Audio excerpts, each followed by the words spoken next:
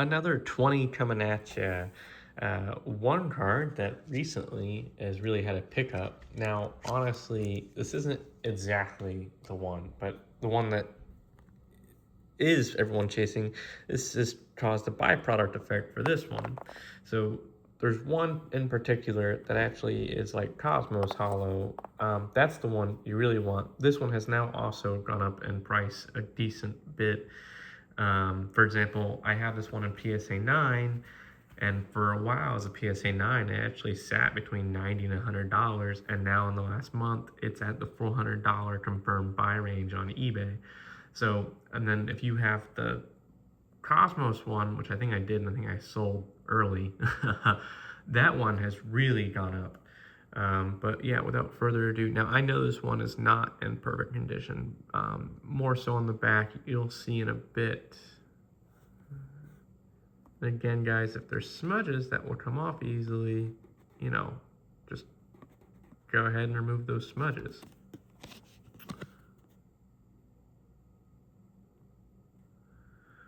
Some whitening. This would put us in for PSA the 6 to 7 category. Honestly, it's a bunch of minor dings, like very minor. I would say probably like this is right on the cusp of a 7. So, yeah. I think I got this. I know the thing says 50. I think I got it for 35. Because I was already doing a whole bunch of stuff, so they let this one go. So 35, not bad. As a 7, I think it goes for a bit more than that. So, we'll see what happens. Next up, is this in one of those? Yeah, okay. So this is something to look out for, actually, this next one. And you'll see what I'm talking about in a second. So right off the bat, you're thinking, oh, what's there to look for? It's a Sabrina's Alakazam. And true, but this one isn't from the theme deck. And that actually makes it more rare.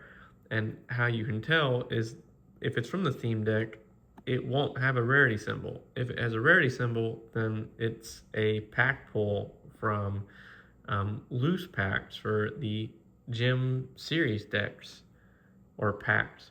So we do have a good bit of uplift. Wouldn't say it's the end of the world. And a solid ding on the back. Centering appears to be okay.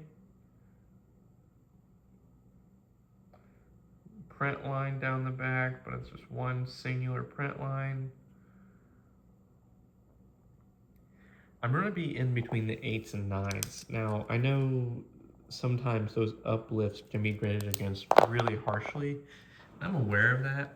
But again, we're also not sending it to PSA. It's going to CGC, and we're just using PSA as our grading standard until we get that first set of 21 cards back. Now, we're going to send these cards in. Even if we don't get those 21 cards back, we're kind of in the middle of trying to get this done. But yeah, so now forgive me on my ignorance. I'm going to presume, I can easily look it up, and I will later. I'm going to presume that there was a theme deck for Brock. There was almost a theme deck for every trainer. So the reason why I say that again is there's a rarity symbol. This isn't from a theme deck. This is from a pack. Let me zoom out a little bit. A little top heavy. Honestly, pretty normal for a Japanese card. The front though looks great. Also normal, just better looking cards in terms of condition. This is, oh, here we go. There's what we're looking for. I was going to say a 10. Now I'd be between 8 to 9 on this. Because that's a decent amount of lift. But you really, again, you gotta have it right under the right light. So you don't see it at all. Don't see it at all. And you see it. You can see how the light is still focused here, but you start to see it on the corner. That's how. Unfortunately, you know, that's just doing deals outside and only going through a small portion of the cards. Don't get me wrong, I still got it for a fantastic price. I'm not heartbroken. It just definitely would have been nice to have gotten that as a 10 for sure. Okay. Now this one we don't have to ask because it's not a trainer's card, so it's definitely not from a theme deck period. And I think they did eventually or have made this card into a holo, but Light Dragoneer. Dragoneer has always been kind of open for debate, and the reason why is because Dragoneer, at least back in the day, I don't have every last card memorized anymore nowadays, but for the longest time, it was very weird because Dragonair was a rare, and then you also had Dragonite, who was a rare. So typically, the way cards always worked was it went common, uncommon, rare in terms of their evolution. If they had 3 different stages to them, I think Haunter's the same way, where Haunter is a rare for a lot of the original cards. And so that really, again, it kind of threw people off because it's like, well, he's already a rare. Why would he evolve?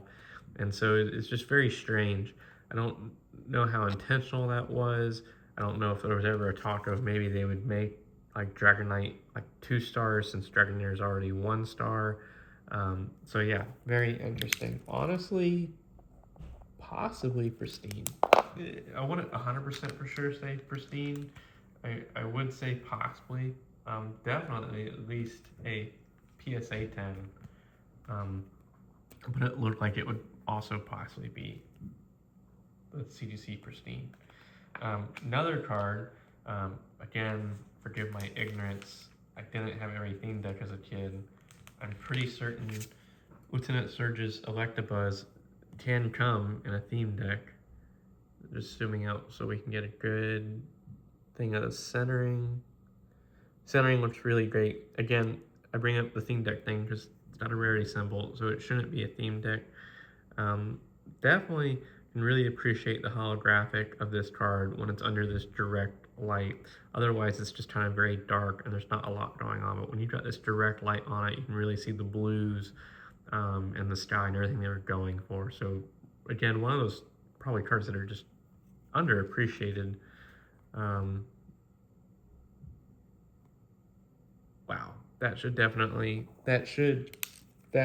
you know, if that doesn't pristine, I don't know what will.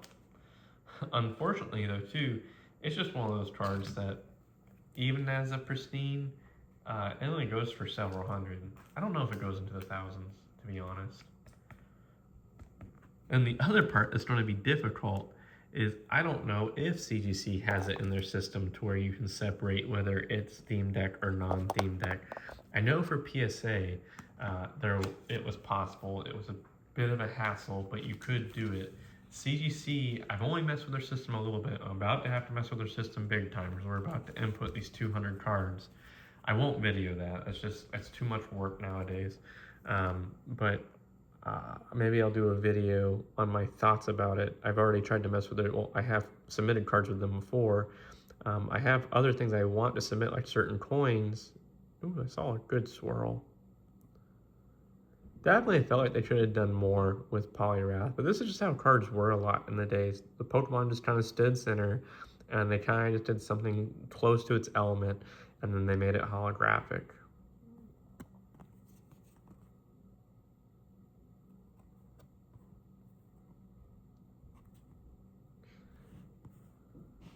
Oh, but see, that should come off easy.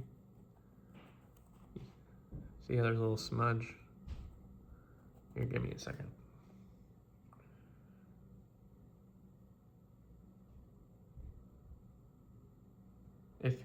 This would be way easier with like an X-Acto knife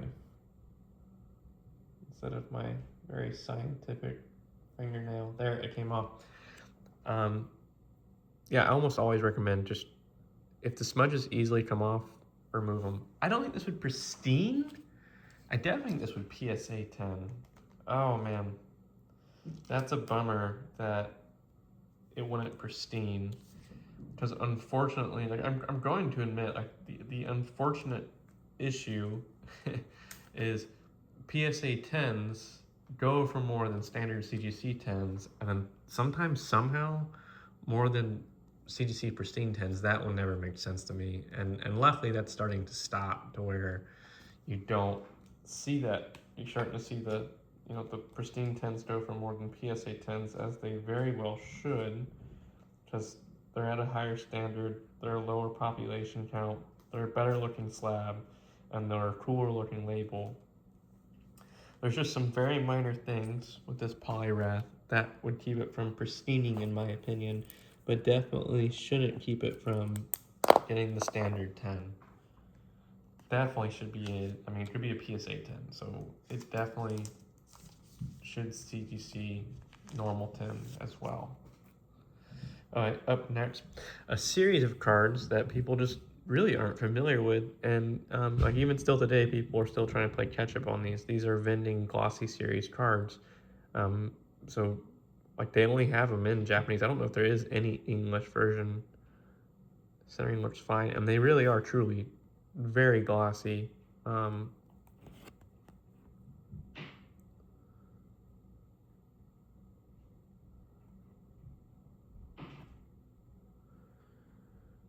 I would say 10, but I wouldn't say pristine 10, unfortunately. I just see some very minor stuff on the edges, and it is what it is. I, I, I think it would also, yeah, I mean, it would probably still also PSA 10, but it'd be a close one. All right. Oh shoot, I didn't look this guy up. I want to say this is. Hold on, give me a second. I want to say it's Donovan. Give me a second. I got one of them in English laying around. Oh boy. I meant to Google this one. I unfortunately just don't have a lot of him in English. No, Donphin is the. Oh no. All I have him in is. No, it is Donphin. Yeah, that's Donphin. Yeah, yep. Japanese Donphin. I've been having some big blanks here lately, and it's kind of funny. I completely forgot that the little blue elephant is his first stage. I'm so used to only ever seeing the Evolve version. We got a little thing going up on top. I'd automatically be out of 10s and be on 9s with how prevalent that was. Yeah, it's just the one thing, but unfortunately it's pretty prevalent. I think I would just say flat 9.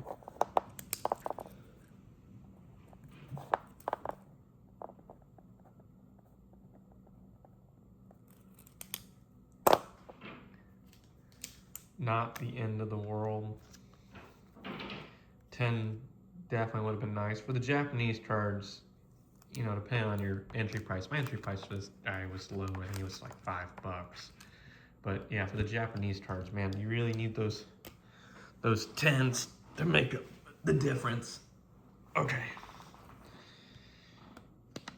This is a special E-Series Raichu, first edition Japanese, and the other reason why it's so special, in my opinion, it's just typically they always have number, and then like it'll say number, and then it will have the physical number. This Japanese card just actually has the standard set difference that you'd see on an English card.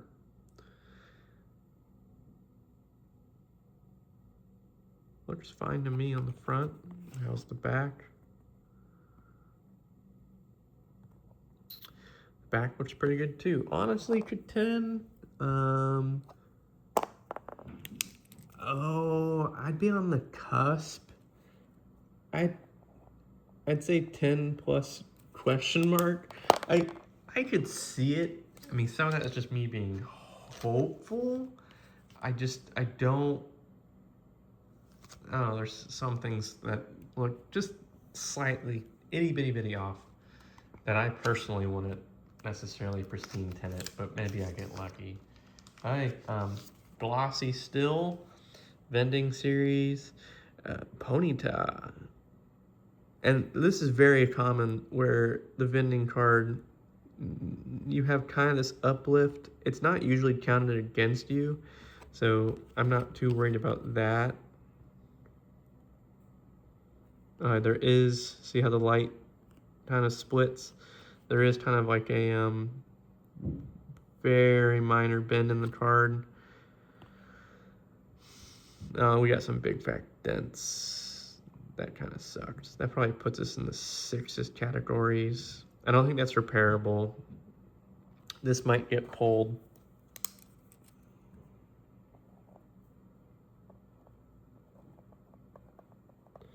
It's just gonna be one of those things that's probably better off raw, and you know, it is what it is. I'll push that off to the side. I've got a lot of people that like raw. That'd be a great binder copy. So there are a lot of people who are after binder copies, so they don't have to pay overpriced. Man, this has a really nice texture to it, to be honest. This I'll never be able to pronounce this Pokemon, but amazing rare. Veltal.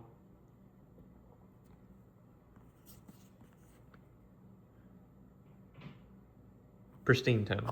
Pristine 10.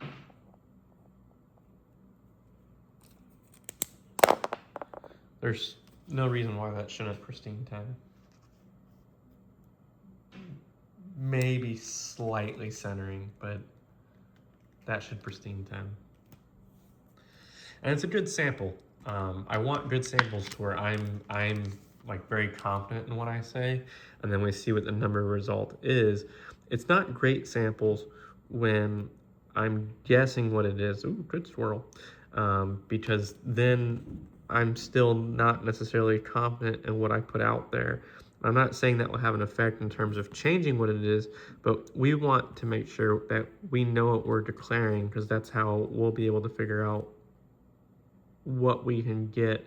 Probably right on the cusp of a 9.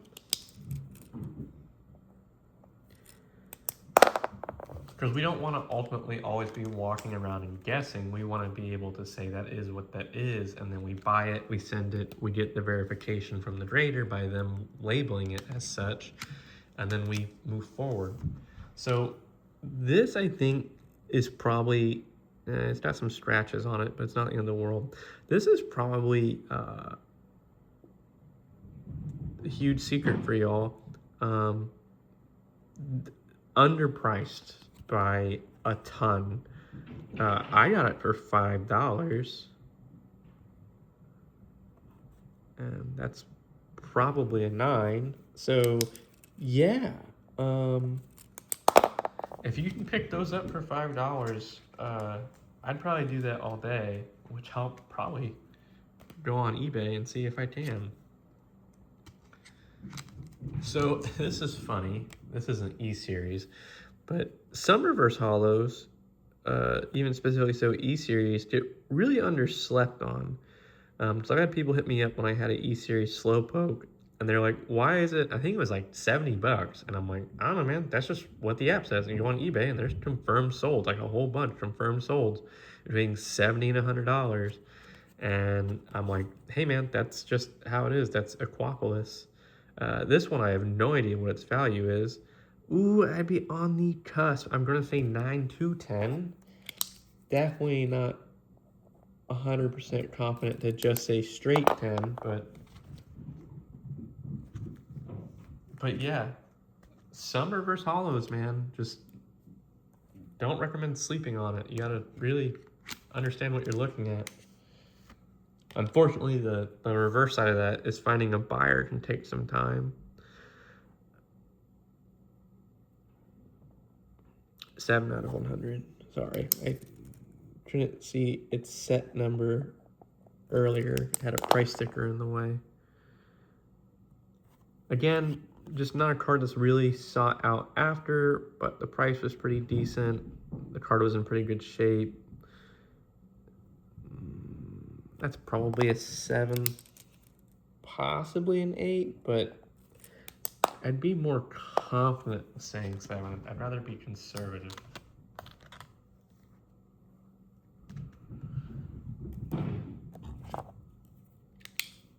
Okay, Radiant, Jirachi. Okay, I got all the numbers in.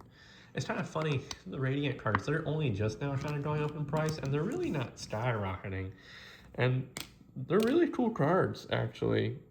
I guess they're still pretty young. They're only 4-year-old cards, but very cool cards for sure. Pristine. Pristine. Which is going to look so good. Oh, that's going to look like an amazing label with that card. Pristine.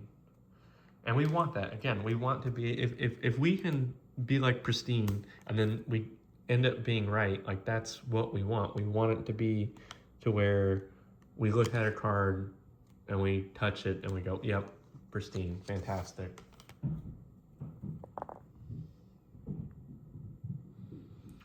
Some scratches in the hollow. Nothing else though. Centering's good. No whitening, no uplift.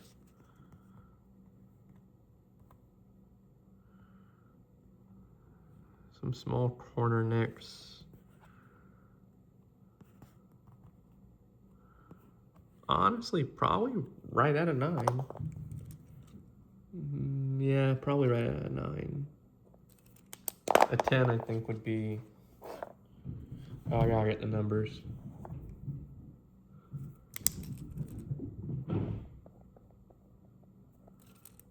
A 10 would probably be too audacious.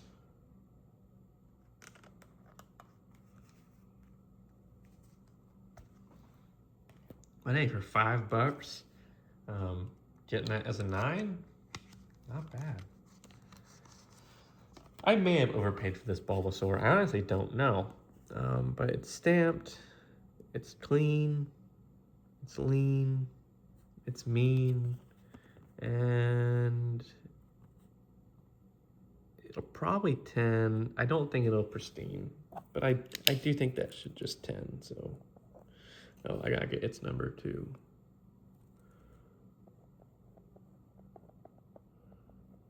Nice. Yeah, there's just some stuff going on with the corners on it. If the corners were better, I'd probably say Pristine 10. Alright. Reshiram kind of has a following, kind of doesn't. Don't know what to tell you. That's a pretty strong nick up top. You do have to hold it under the right light. Oh, it's definitely more prevalent on the back.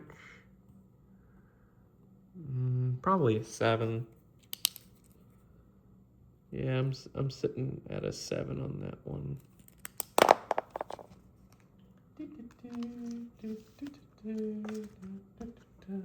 Last up, another Reshiram. Arguably the much cooler Reshiram. This is probably the coolest looking Reshiram.